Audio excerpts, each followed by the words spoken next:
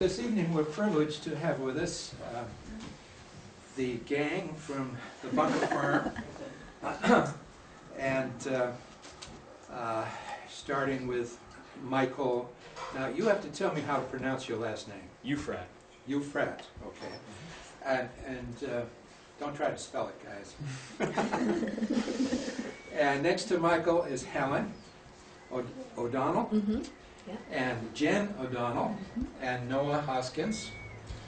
Michael is a native of our neighboring town of Putney. Noah is I got it the wrong way around.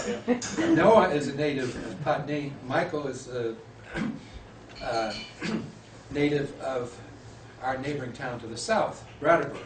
So we're glad that you've decided to meet up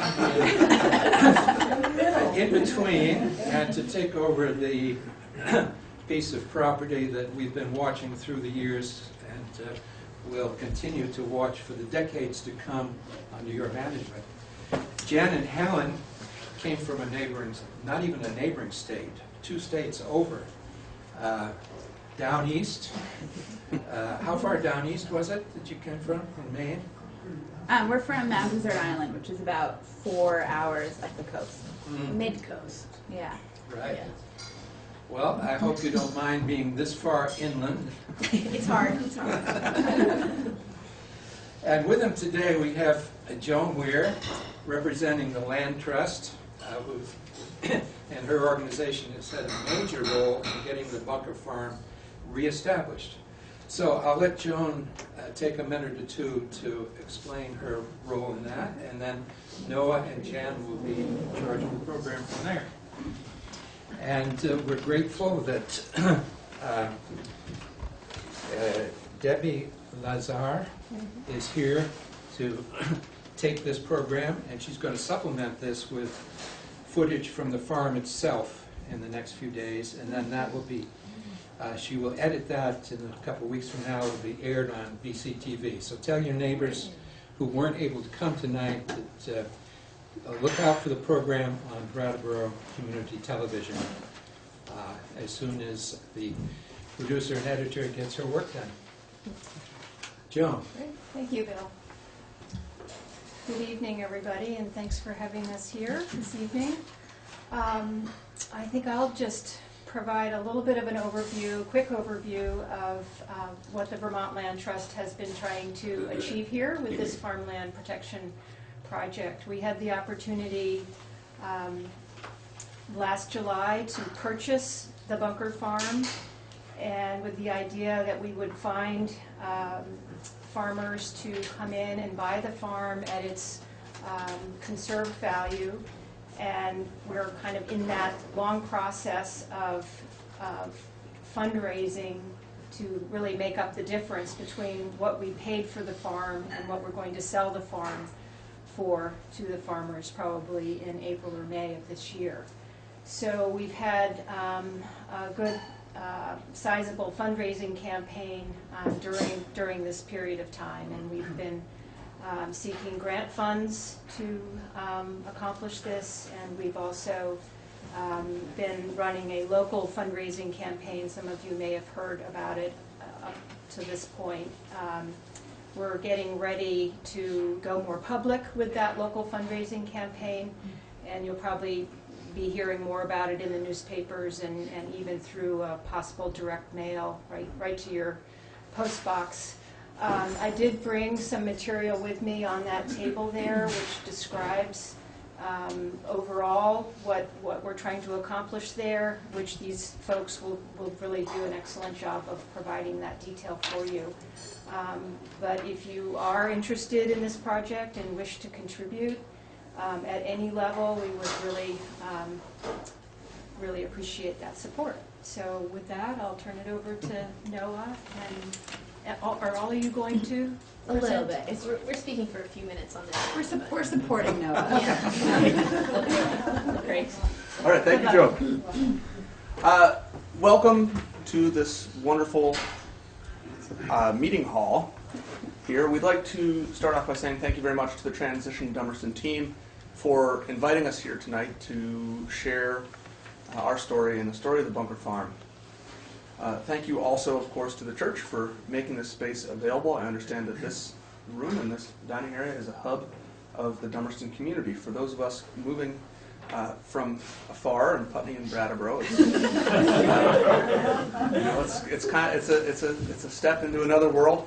But what a wonderful first step to take. And thank all of you guys for coming out on this frigid night to come and share this conversation with us. It's a challenging time of year, but it's wonderful to come together with our new community and sort of ward off the cold a little bit.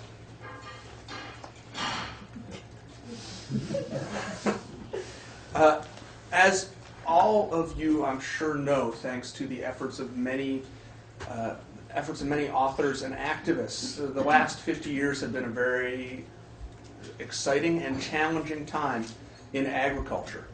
The incredible efficiencies and the low cost to the consumer of commodity agricultural, industrial agriculture, has created a real crisis.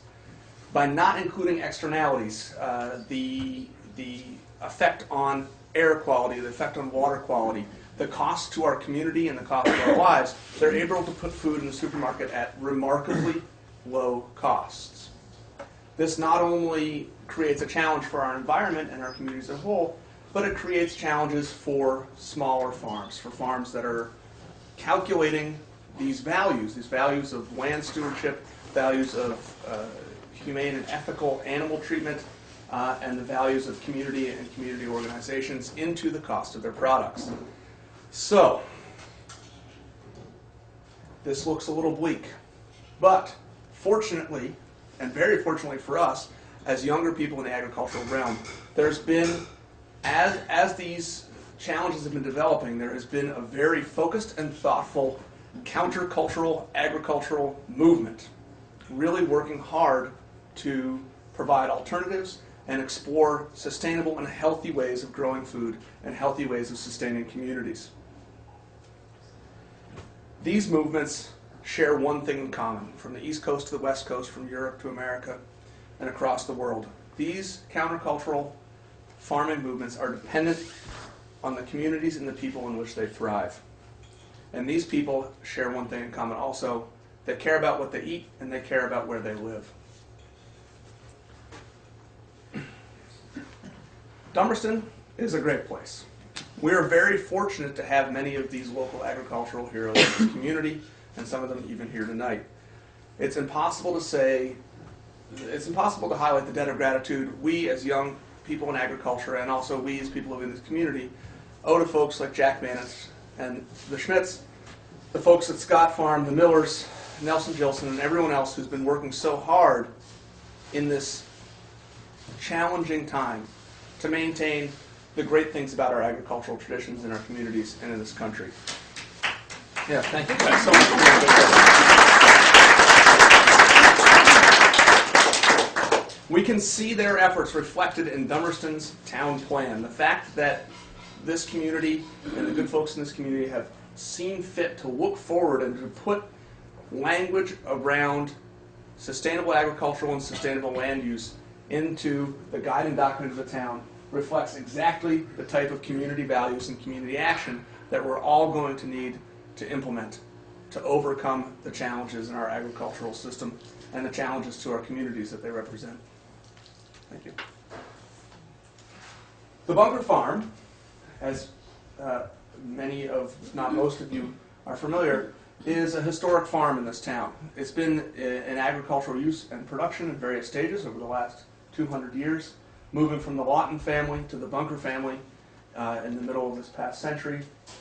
Under the Bunkers, a number of tenant farmers and members of the Bucket family themselves farmed the land, moving through dairy, vegetables, flowers at times. In the middle 80s, it was purchased by the Cassidys, who live in the neighboring property, and they also made an effort to conserve the resources of the land and make sure that agriculture was happening with various tenants.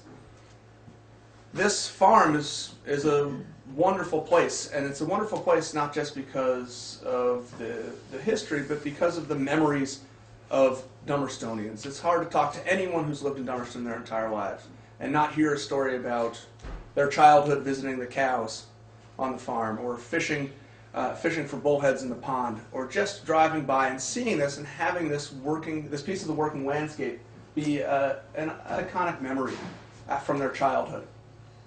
It's a striking place. This year, Larry and Marilyn Cassidy made a very important decision to work with the Vermont Land Trust to sell the farm and to see to it that the Land Trust was able to coordinate the conservation of this property and keep it in agricultural use and free from further development in perpetuity.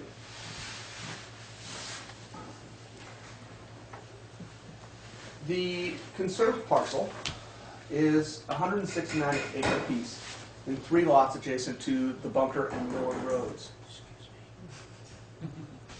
Sorry,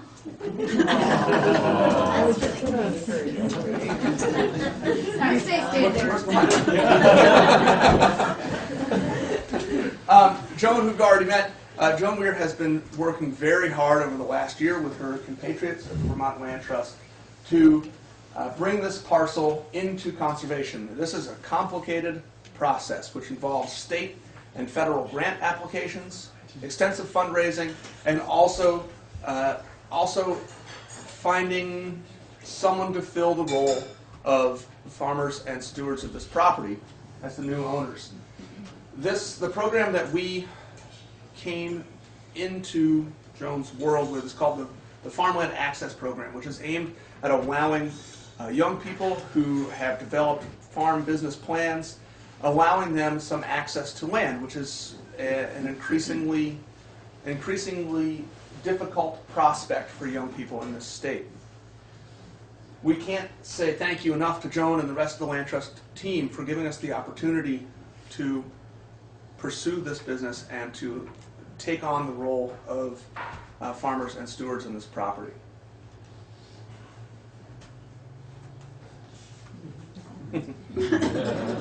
So this is where we come in. Up to this point, we've had a relatively, us and our plants have had a relatively small role in the property. Mike and I are from the area. Jen and Helen grew up in MDI, and we have been living and working in this area for our adult and working lives. Mike has been working at the Walker Farm with Jack, and for FC Maple in Westminster. Helen runs her own gardening, design, and installation business. Jen works at Putney Central School with those precocious second and third graders. I didn't say that. And I came into agriculture also working for Jack and working for the folks at Green Mountain Orchards, and then working at the Putney School, on the Putney School farm, and I still teach at the Putney School. So this has been our community, and it's been our community and our town for a long time. So we have a background in business and a background in agriculture and a background in this community through our jobs and education. All right, here we go. We should give Catherine Dianich a photo cred for this picture because it's part of the deal. Thank you, Catherine Dianich, thank you. Okay, so I don't know if you've seen this logo out and about around town, but this is the new Bunker Farm logo, and it highlights the 5 lines of operation that we have built our business plan around. But really, more than building our business plan around it, these 5 lines of operation they run parallel with the farm and what the farm has to offer and what we as the new farmers can bring to Dummerston and to the local community. So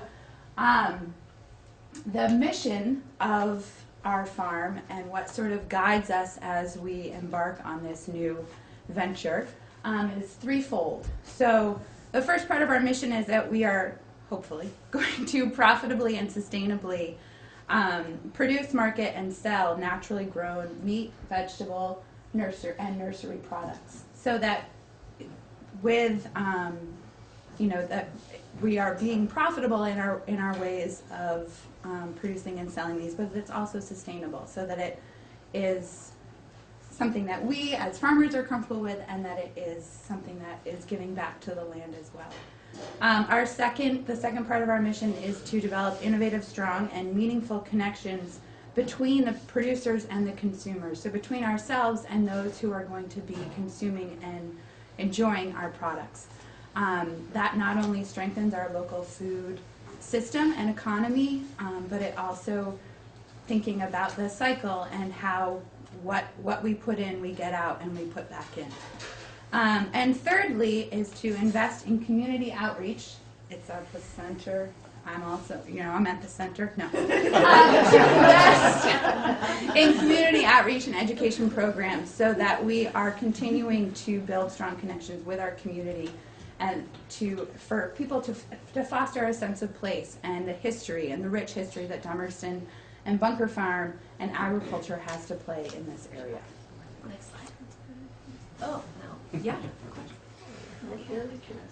So, before we get started with our lines of operation, I just wanted to say all these photos are from the farm from this late summer and this fall. We've tried to include as few photos of winter as possible. Some of them get stuck in there.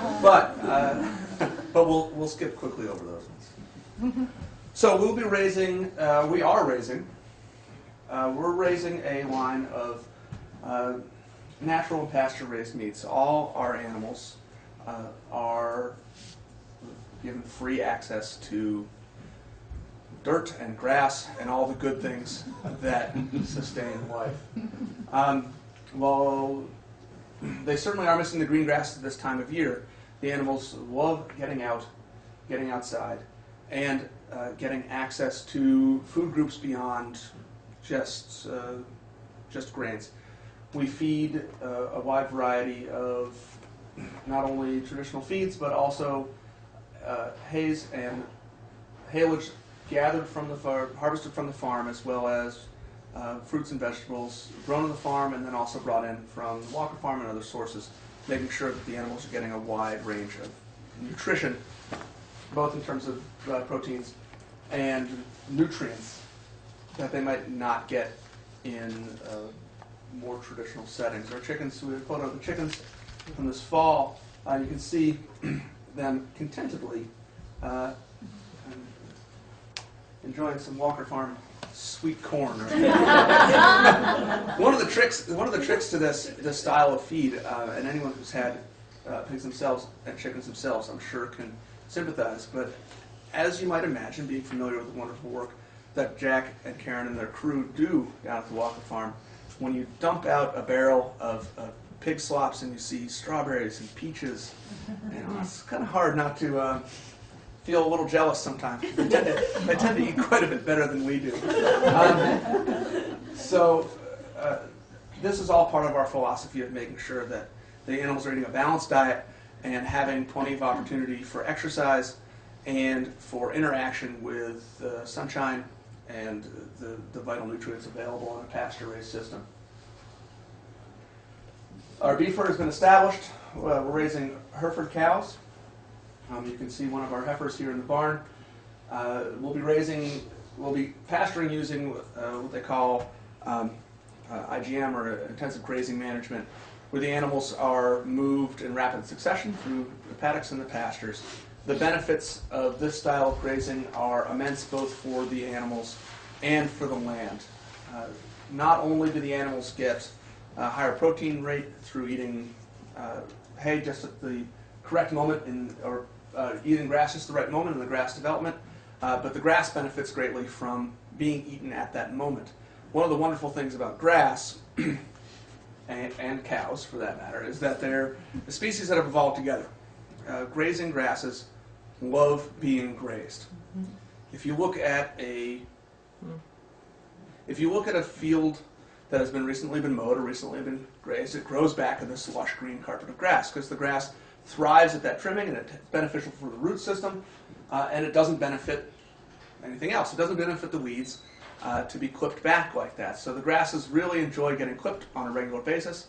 So we'll be grazing the grasses on a 20 to 40-day cycle, depending on the time of year, and varying the paddock size to make sure that the animals are benefiting from the grass at its most productive moment, but that the grass is also benefiting, and the roots of the grass are also benefiting from their natural coevolution with these animals. Of course, when you have healthy grass, you have healthy beetles and healthy worms, and it really helps benefit the soil health overall. This is a photo of our other grazers. We will be raising lambs coming from these charming ladies here, who will be grazing in sequence with the cows and grazing the lands that might not be as accessible to the cows due to terrain and other brush. Sheep are grazed much closer than cows, so they follow well, and they are more efficient on hedgerows and overgrown and invasive species. While they won't knock down fully grown buckthorn, there's nothing that a sheep likes more than a tender buckthorn shoot. They love them. They love them. So we'll be using them to provide a natural alternative to herbicides on the hedgerows. You can see the head of our goat Dahlia. Dahlia is a real charming lady who has a particular taste for multiflora rose. I guess everyone's got their own things. She'll be out there in a field of green grass and wander over the hedgerows and get into the rose bushes. So they will be not only providing food for the community through the meat of their lambs, but also fiber, which would move into Green Mountain Spinnery, and then, of course, helping both with the health of the grass and also managing invasive species.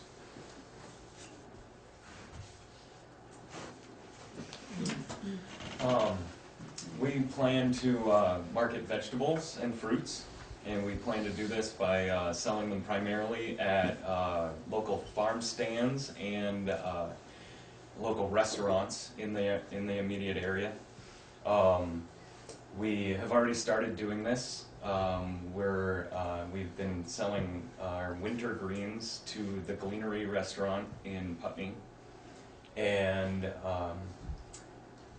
this year has been an especially challenging year to grow winter greens with the Arctic vortex and such, but it's really pushed us to our limits, and it's really been an interesting experiment, to tell you the truth.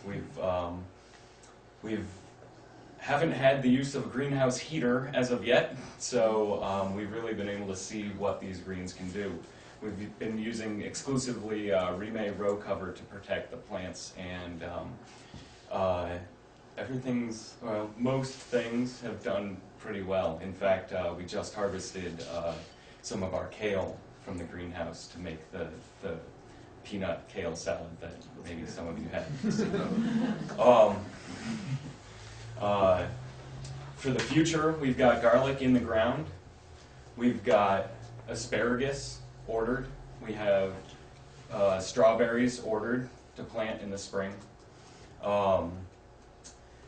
These things we'll plan to market at Walker Farm and the immediate farm stands, and we plan to hopefully extend the strawberry season in Dummerston by 2 weeks. Due to our relative elevation to Walker Farm, we're hoping to get our crop to come in on the heels of their crop, so that we can market our late season strawberries. So for 2015, keep your eye out for our strawberries and asparagus in local farm stands. Keep your eye out for our garlic next year, and keep your eye out for our greens in local restaurants all year long. So for the last 15 years or so, I've been gardening, and probably the last 5 years I've been growing a lot more of my own plants, just naturally because I like growing them. I like being able to select my own seeds. and cultivars. And I've been selling them to clients and customers and other gardeners who need some more plants. And so this was a natural progression to amp that side of my business up and use this amazing greenhouse and get a much bigger head start on my growing season. So I've ordered 300 varieties of seeds. We'll see how I do.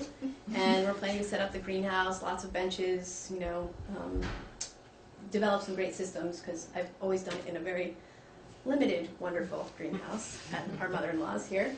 Thank you. And so this is a huge opportunity for me to start growing a lot more of my own products, selling it. We hope to be open on Saturdays to sell plants. For now, it's 75% annuals in the first year, and I'll be building my perennial collection. I have a huge perennial collection, actually, but they all have to be moved over to the farm. So I'm going to be building the gardens and building the nursery and building the plant stock, and hopefully starting to get those products out into the world, into people's gardens. At the same time, I sort of am modeling this idea after the garden I volunteered at in England for 2 different periods of time, where there's a very strong connection between the nursery and the garden, where these great gardeners are growing great plants, and there's a mutual benefit to growing the plants, knowing how they're raised. Your beautiful perennial gardens are your stock beds, so you're harvesting from your stock beds, selling your plants, because plants just keep growing, you might as well sell them. And that love of just doing that kind of work and learning about plants through growing them is my hope for Bunker Farm. And so that's the 5-year goal, anyway, 10-year lifetime goal, really. Oops, that's just a picture. The early days in the garden, yeah. I was slacking. That's all right. 105 acres out of the 169 acres on the Bunker Farm are forested. As a part of our commitment to sustainability on the land, we are aiming to harvest the majority of the wood for maintaining the farm structures, animal housing, and, well, human housing as well, from the existing trees. This is a photo of us milling a red oak harvested this winter. All of the animal pens that we've built so far have all been built with the sustainably managed woods right there from the farm. Mike has been hard at work re-establishing the existing sugar bush with modern methods, using the new guidelines for organic maple installation, making sure that even the largest of trees are tapped in a way that is sustainable and promotes the greatest tree health. This year's installation is, well, almost done, and it will be operational by this sugar season. Oh, for sure, no problem. No problem. We'll be selling sap to the glaybacks down the road until we can get our sugar operation online, but this resource will be back in production off the Bunker Farm shortly. We're also selling a limited amount of firewood. This is a picture of our hardworking, one of our hardworking firewood afternoons this fall, or this early winter, really. Apologize again for all the snow. As I was saying, just at the beginning of the meeting, to a friend, the forest is like a garden. It's just like a vegetable garden, and through thinning and managing the largest and most unruly carrots, the greatest health can be achieved. It's not something that should just be left alone. So our firewood program is designed in coordination with our forester to make sure that we're promoting the most sustainable and positive growth for the trees that we'll be leaving, and removing unhealthy species, or species that might be impinging or limiting the growth of the trees that we'd like to see flourish the most. Okay, back to the center, right? So education really is a sort of a 2-part vision that we have, thinking about school-based programs that we can run. Both, here we have Mike. I'm using my 3rd grade classroom as a little test run for some of these things. So Mike came in, he was nice enough to come in when the tomatoes were really coming in in September, and did a seed saving activity with some of my students. We still have those seeds, and we're going to get ready to plant them once we get rid of all this vortex stuff. So connecting students with farmers, connecting students with farms, connecting students with where their food is coming from, which we take for granted, thinking that because students live in Dummerston or live in Vermont, that they know that a potato comes from the ground and an apple comes from a tree, and they don't. So we have to teach them, we have to educate them, and we have to give them these experiences. So partnering with some local organizations, I don't know how familiar people are. Food Connects is a wonderful organization that is operating throughout the state, really focused right now in Windham County and providing farm-to-school education. Vermont Feed is more focused in the northern part of the state, but they have an amazing collection of curriculum that they offer. I've taken a few courses with them, and they, it's sort of a jumping off point for us to think about programs that we're running from the farm in collaboration with teachers and what they are teaching in the classroom. As a teacher right now, there's no shortage of things to do. So keeping that in mind and knowing what teachers and students are up against, really wanting to streamline the process and make it really easy for teachers to connect what they're doing in the classroom to what can be done on a farm and what is happening on a farm.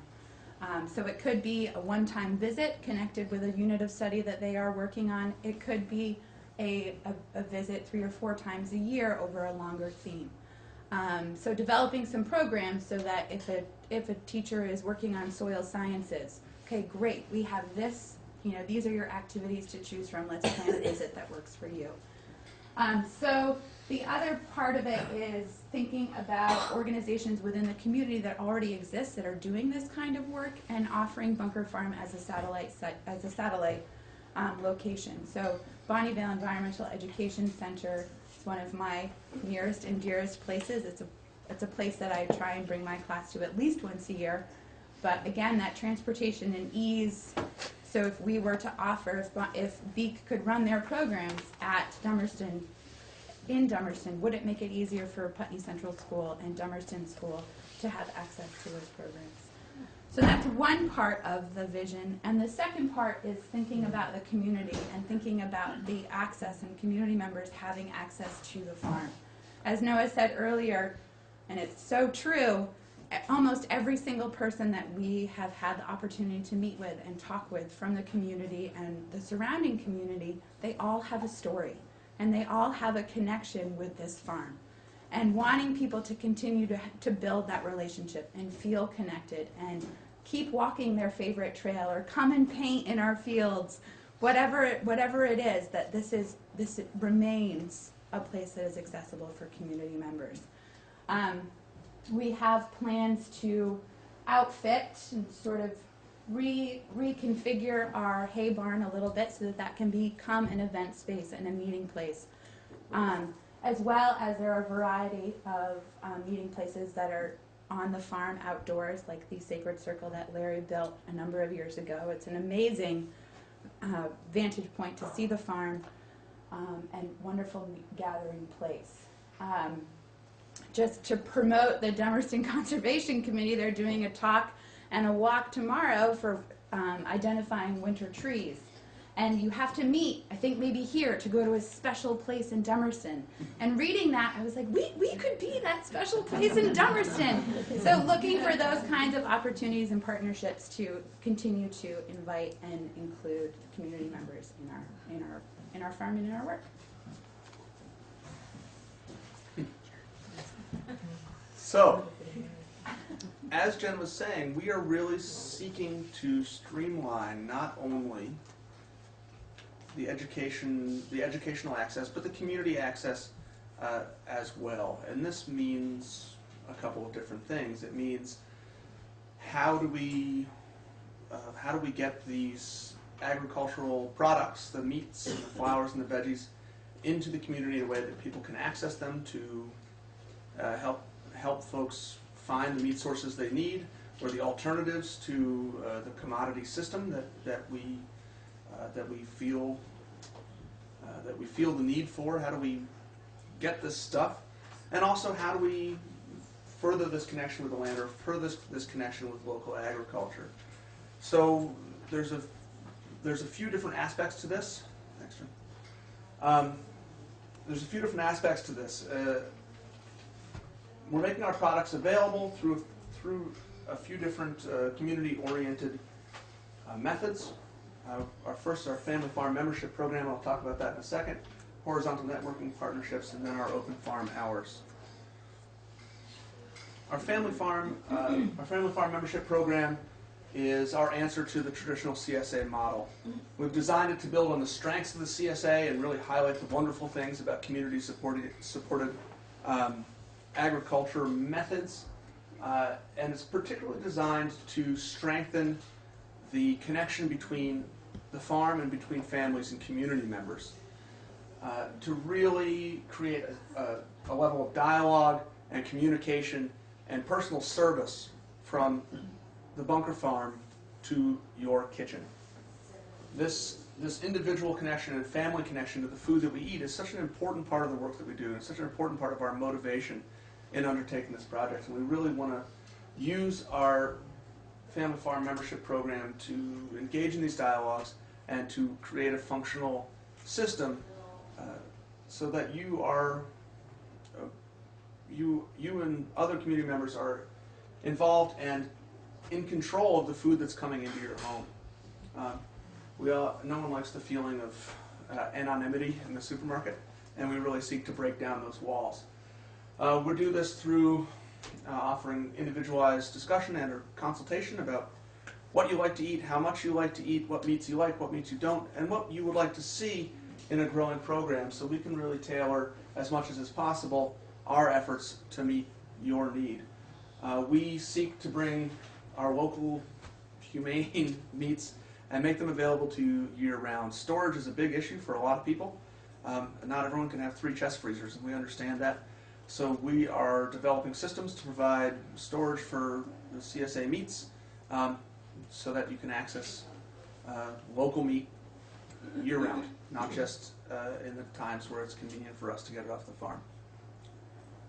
Our horizontal networking partnerships are designed to move away from the traditional business ethics of crushing all competition. As we strive to establish a sustainable and functional local food economy, cooperation and support between agricultural producers and retailers and restaurateurs is essential for all of us in this community to move forward and to survive.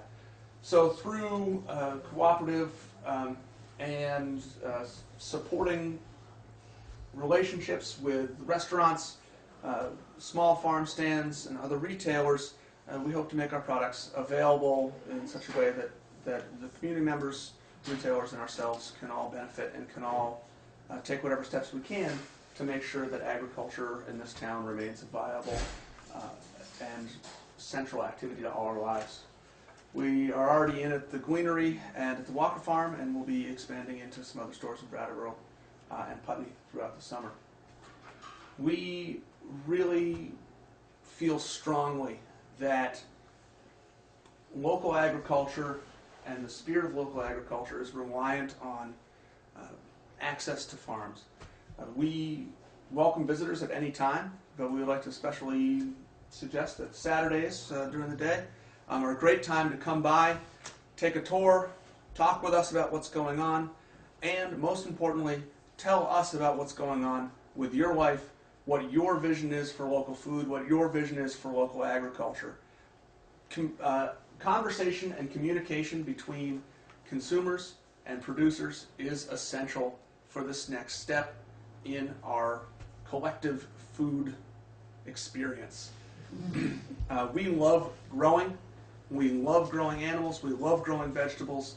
And we love providing an atmosphere where people can access agricultural land and can experience the sense of place and identity that is so essential to our lives as Vermonters and as new Dummerstonians.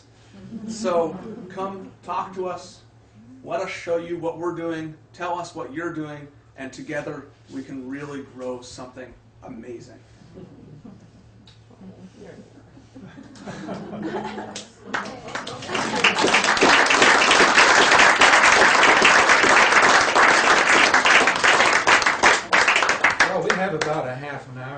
to get this communication between community and the farmers, continue it intensively over the next several minutes.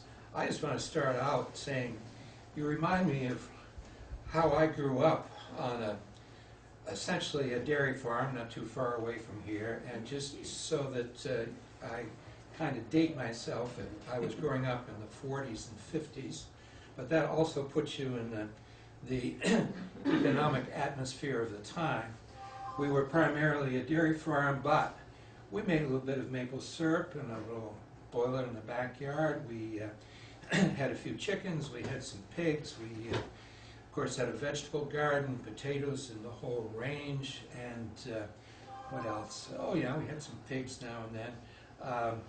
We certainly, out of our 100 acres of woodland, had firewood and harvested logs, and even set out a few Christmas trees that we shared with the neighbors. So I think we did at least all the things you were doing, and maybe more, and it was just a family, right?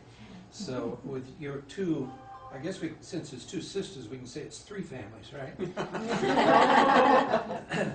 So you should be able eventually to triple what we did on our little farm over in New Hampshire. So who has a similar, No problem. Another story or comment or question? Oh, I forgot something. Oh, goodness. Oh, if you are interested in our FFM program, we have a mailing list.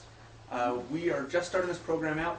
It's going to be available on a limited basis, but we're entering into a phase of building a core group to work with us as we design the specifics of these around people's needs. So please, if you're interested, sign up and grab a sticker, or just grab a sticker. You don't have to sign up, or just sign up with the stickers, whatever you want. But that mailing list is over there, and it's next to the materials from the Vermont Land Trust regarding the campaign to finish out the fundraising for the land conservation. The land conservation is such an incredible and important process, and it means that this historic property, whether we come or go, will never get cut up. It'll never be turned into a housing development. It's always going to remain in open agricultural use. It's incredibly important that we all get behind this. Yeah, even if you don't like us, it doesn't matter. This is a huge deal for this community, and we should show our support so the Vermont Land Trust can keep working in Windham County, and we can keep getting these small farms and these historic properties into conservation. Questions, comments? Could you go back to your map of the land and tell us what is where and how many Sure. acres? Keep going. 1 second.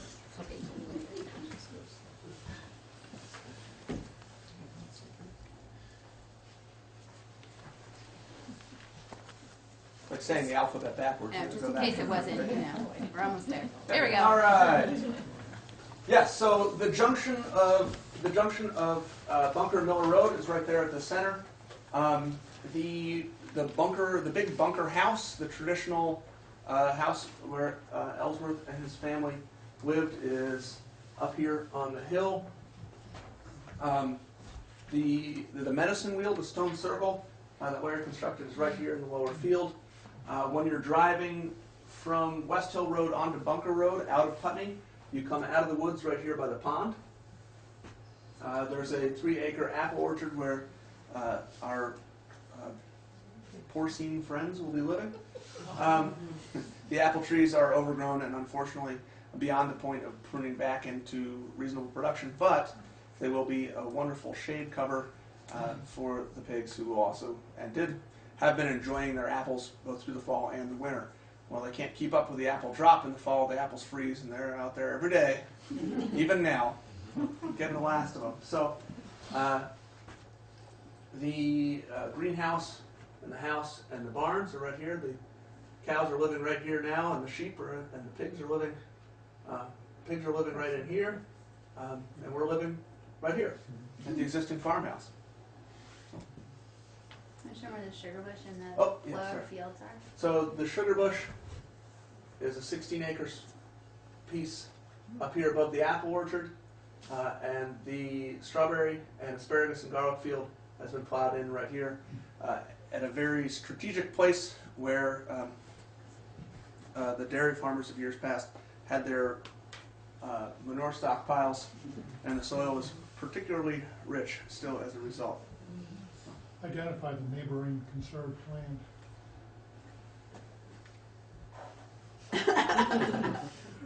Right here, and then I believe there's a swath to the north too, isn't there? We have a map. We have a map of the neighboring conserved land right here on the case statement. It's my quiz. On the back of the case statement that some of you may have, it shows that which we're calling the Bunker Farm, and then just south of it in purple includes what was land owned by Sam Bunker. So his house and about 90 acres is what you see in purple, and then just south of that is land owned by Esther Falk, which is also conserved. So this does in total represent this small interior valley, which is almost completely conserved once we complete the project in April or May of this year. And of course, the Elysian Hills Farm is also in conservation. So this is an expanding effort to bring more of these Dummerston and Windham County properties into perpetual open agricultural use. We have a great benefit as Vermonters. We have a great benefit that during the boom years of the 40s, 50s, and 60s, we lagged a little bit behind. So fortunately, we didn't tear up and pave our entire state, as so many great agricultural states like New Jersey did. New Jersey has the best farmland in the country, and regrettably, we as a nation saw fit to put it under concrete and asphalt. And we are able to get ahead of this at just the right moment and start putting some of these farms into a longer vision, a vision of longer-term sustainable use. So this is just another in a string of properties being conserved in Dummerston, and hopefully we'll see more of these projects coming along, both in Dummerston and in Windham County as a whole in the coming years. Yes? Do you have any connection or relationship with the CSA on Dutton Farm Road? No, not yet, but we will. Okay. Any other questions, comments, compliments? We'll take them all. Yes? I wonder about the butchering of the meat. Is that something that you do yourself, or is it you take it somewhere? That's a great question. So butchering is one of those moments where we interact with the federal government. So we butcher our chickens on site. We love butchering. We've been butchering our own meat for our own consumption for years. There is an exemption from federal inspections for poultry producers under a certain limit. So they targeted to allow small farms like us to bring poultry to the market. So under 1,000 birds a year, which we are, you can do on farm. So we slaughter our own poultry, both our chickens and eventually our turkeys will be slaughtered under the Vermont farm exemption. But pork and beef and lamb all need to be taken to a federally inspected facility. So we do send our meat out to the Adams Farm Slaughterhouse. They do a fantastic job. We're really happy with their work, and they're very wonderful people to work with, and we like their facility. One of the things that's wonderful about their facility, they're in Athol, Mass. They've rented a side field of their property to a solar company. So their entire slaughterhouse is run off of the solar power off of their property. And as with any large business, they use a lot of power. They have a lot of freezers. We love working with them. Not only are they great to deal with, but also we know that when the meat comes back to us frozen, ready to come to you, that refrigeration came from the sun. So it's a wonderful partnership we have with them, and it also allows us to know that we've had proper oversight, and Uncle Sam is satisfied with what we've grown and what we're bringing to the consumers. Yes. Yeah, I love the way you articulated the relationship between local food awareness and community building. And just as an aside, that's really such an important part of what transition is all about, and strengthening the way those are all interrelated. But I'm wondering if you could say a little bit more about the family farm membership. What's the FF? What FF? Was it Family Farm Membership Program, sure. And how, especially how the relationship, you talked about the consulting, the discussions you plan to have, and how members would participate in that, and just, I'd love to hear more about how that might unfold. Absolutely. We talked a lot about how to include this in our presentation, and I was getting really excited about putting spreadsheets in and various options, and some of the more reasonably minded members of our team, easy. So, Now you can do it. yeah, well, now allow me to get my spreadsheets. Everybody comfortable? Yeah, so the philosophy is this. One of the challenges we all face is that while we might aspire to live in a world of peaceful reflection and tranquility, occasionally we all get a little busy. Our days get a little packed, and all of a sudden that dinner hour sneaks up on us. Helen and I's favorite cookbook is called The 6 O'Clock Scramble. So one of our goals as producers isn't just to wholesale meat. Just grow what we want to grow as much as we can, as much as we can get out there, and then that's it. That we're done with it. We really want to help folks eat the way they want to eat, both ethically and morally, and also financially. It's not as easy to eat. Financially, it's not as easy to eat meat from local producers as it is from commodity producers. So one of our goals is to talk with people on a one-on-one basis, an individual basis, and help them plan to eat the way they aspire to eat, because it just takes more planning. And we believe that we can plan in advance through a month and through a season, a growing season, and through a year, to make sure that those products that we wish to eat, sustainable, local meats, designed in a financially sustainable structure for all involved consumers and producers, can be available to you. That there's always, on a yearly basis, 12 months out of the year, there are the meats you would like to be eating in the amounts that you plan on eating them available in your freezer.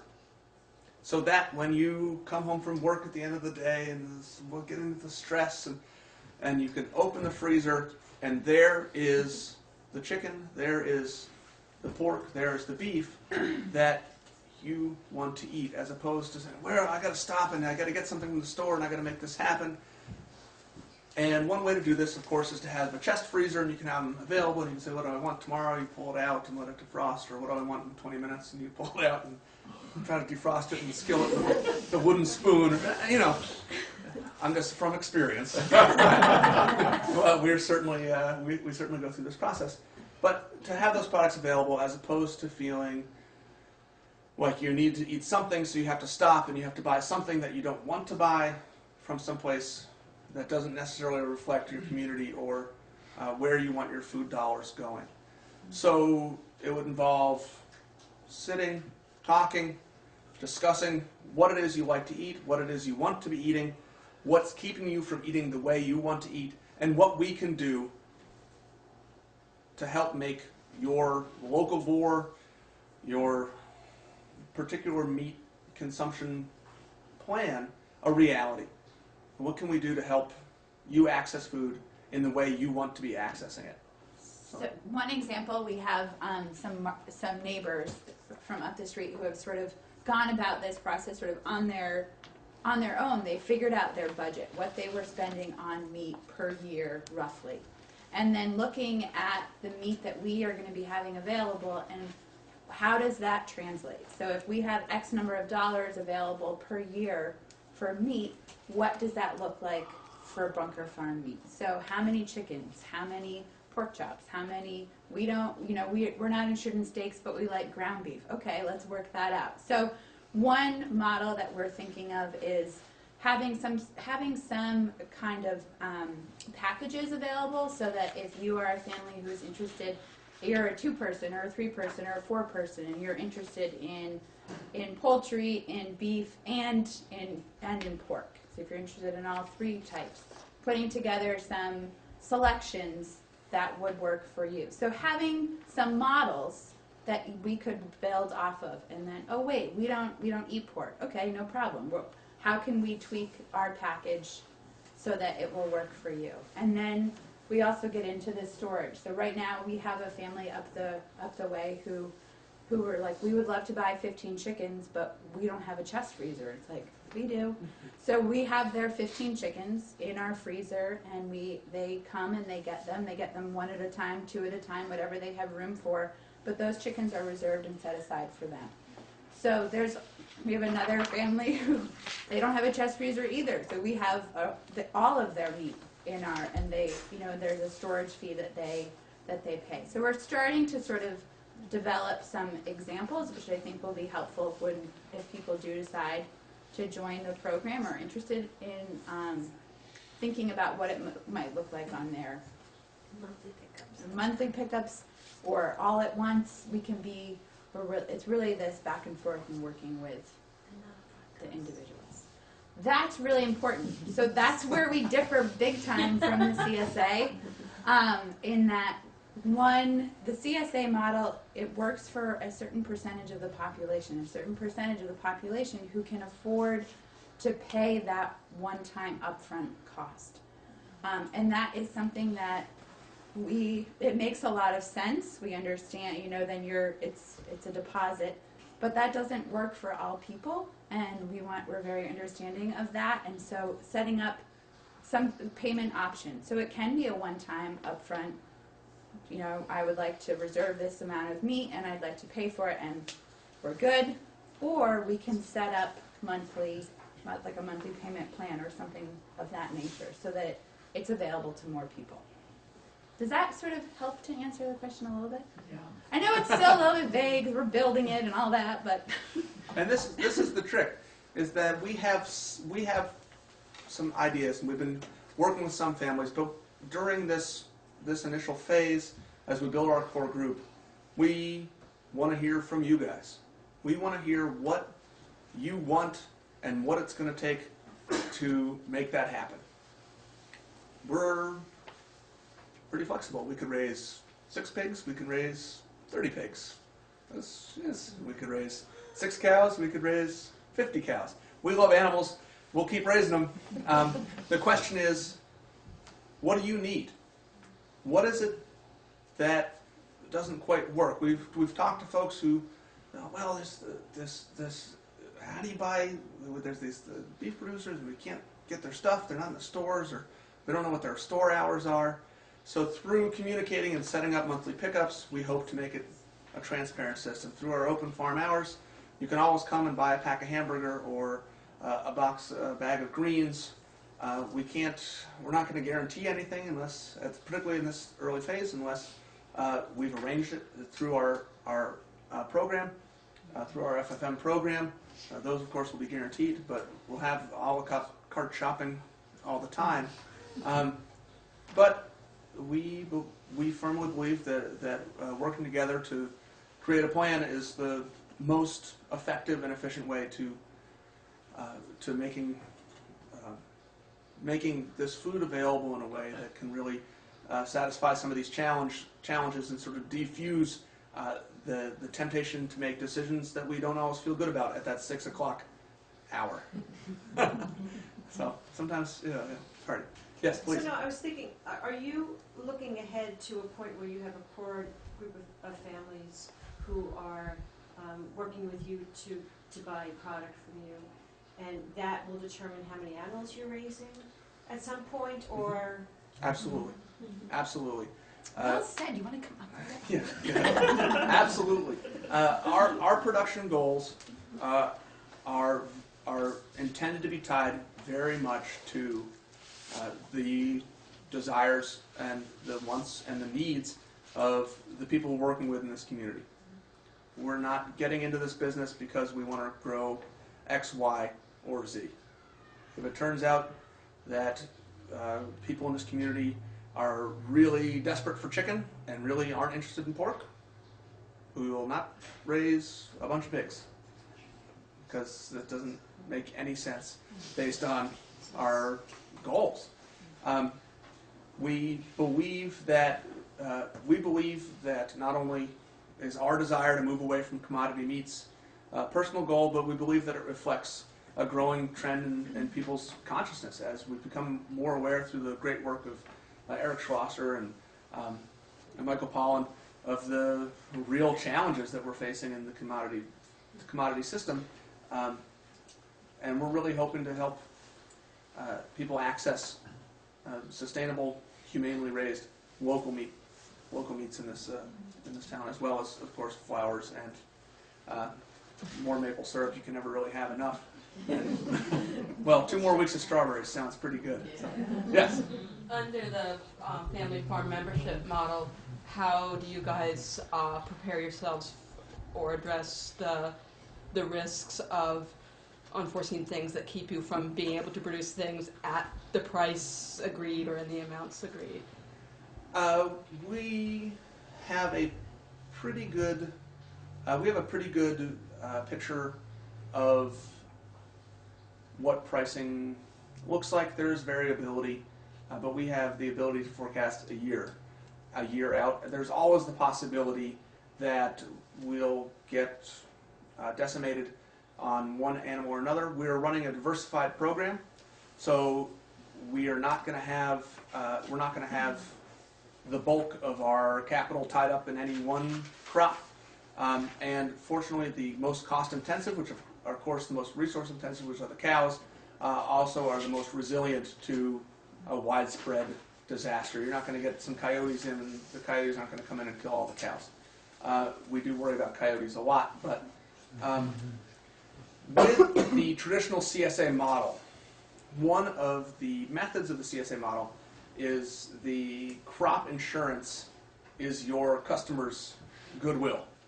So if you want to cash in your crop insurance and take your customer's money and not give them any vegetables, that's great because you didn't lose all your money, but what did you lose? So we're not designing our business around that type of crop insurance. Our crop insurance is our diversity and the widespread array of things that we're bringing. We might run into a challenge if we lose our chickens. We would have no chickens, but we certainly wouldn't take people's money past what is reasonable. And if people would put down a deposit on chickens, we would refund it. We would never take someone's money for products that we weren't providing. That crop insurance as customer goodwill is, I think, one of the great challenges of the CSA model, because it looks good on paper, but when you have to use it, it can really damage that relationship between the client and the farm that is the core of our entire business. Yes? What is the most welcome community support you would wish to receive from Dummerston in the next 6 months? Welcome community support in the next 6 months. We've already had it. I know. Well, 9 times over. Yeah. Yeah, I think that's a great question. And as these guys are saying, we feel like we've had it. We feel like we've had an amazing welcome to town. There's been a great well of enthusiasm from our neighbors and passerbys. The most welcome support would be stopping by, introducing yourself, and telling us what your goals surrounding local food and your personal food consumption are. We need information. We need to know what you want and what you need so we can find ways to get it to you. So come and introduce yourselves, stop by the farm, take a tour, see the animals, meet Dahlia, the goat. And Website? yes, our website will be up shortly.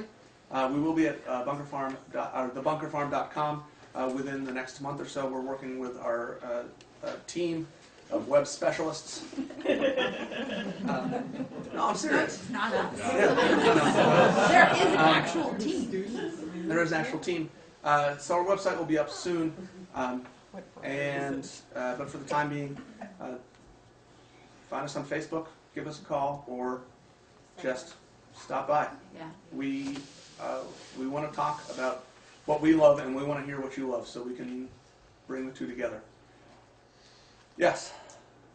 Just to piggyback that question, you said so many things that you want to do for us. Are you planning on having any sort of community work day or any way that we can come and help you on the farm? That is a great idea. We're gonna write that one down. Yeah, it's funny. We We feel haven't. so indebted, really. We just don't feel ready to ask for stuff yet. But. I think in the very short term, spread the word about Vermont Land Trust fundraising efforts. In the long term, the success of conservation in this area and the more we can do to raise understanding and raise knowledge about how important our working farm landscapes are is going to be not only a benefit for our efforts, but it's going to be a benefit for our community and our children and the town of Dummerston and Windham County and the state of Vermont as a whole. So get the word out, talk about the Vermont Land Trust, talk about the Farmland Access Program, and talk about the Bunker Farm. Tell people what we're doing, tell people what you heard here tonight, and let's keep this town growing and keep it growing in a direction that feels like the right direction. It feels like a strong direction. And then we'll have a work party. I just wanted to quickly say how much support we have received from the town of Dummerston already. Yes.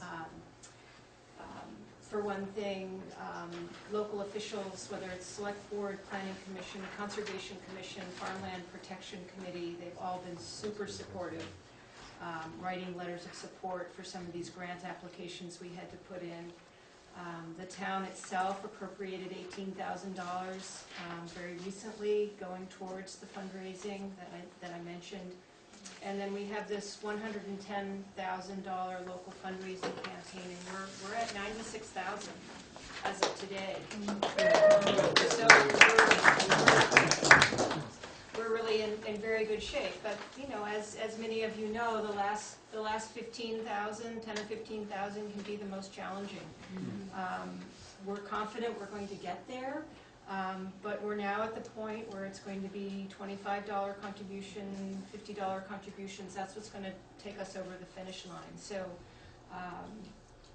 the community support has been terrific, and I can only imagine it will continue. But we're not quite there yet. So thanks so much. These forms are available here to do exactly what Joan is asking for. You're $5 or $500 or whatever. I'd like to just jump in here. Oh, Bill, you go ahead. No, just a PS on money. On the town meeting warning, or in the select board's budget, there will be a request for, I think it's $5,000 toward the Farmland Protection Fund. So we should really keep supporting that fund. Half of the money in it, almost half, is going to the Bunker Farm. So the fund needs to keep growing because there will be other projects coming along. Yeah, I just wanted to jump in on how many of you took part in the discussion that the Select Board had earlier this week over at the Historical Society about the corridor plan? Nobody? Oh, okay, yes. Merrill, you were there. Anyway, there still is an opportunity to weigh in about your personal feelings about the future of particularly the farmland in the Route 5 corridor. And whether you feel that the Planning Commission and their recommendations to the Select Board or the actions that the Select Board are considering are the most appropriate in terms of future preservation of the agricultural nature of that entire corridor, and thinking beyond the immediate concerns of various people who have interests there today and tomorrow, but thinking of the next generation and how we can best help set up a framework in our town plan and land use maps and zoning ordinances and so on and so forth. If you still want to weigh in on this, there may be a few days left before the select board makes their final determination about the corridor plan. And I don't know, Bill, if you want to add anything to that. That's a dangerous question. Yeah, but we jump in, you know. Well, no, this subject has been near and dear to my heart for several years, and I don't know how much I've communicated to the Planning Commission when I was on it, to the Select Board and so on. But let me only say that that corridor contains the very best, the cream of the crop of the farmland in town. And a good bit of it is going to be zoned rural commercial, the way the new town land use plan map that the Select Board are considering, if it goes through, that's what's going to happen. The number one property in the LISA scoring, LISA land evaluation site assessment of agricultural land, some 60 plus parcels in town. That particular parcel is going to be zoned rural commercial, which means it's open to development more easily than lands that are zoned resource, like some of the ag land along the river itself, which is the proper designation. But this is the one Achilles heel in our town plan now. The text says, let's preserve the best farmland and keep it in agricultural use. It's very clear on that. We have great text in the town plan, but the future land use map is not based on the text of the plan. And so, that's something we need to recognize, and when it comes time to vote on things or express opinion on town plan, zoning bylaw changes, which are in the works too, we really need to say something. Any other questions or comments or thoughts? I think you guys are free. Thank you.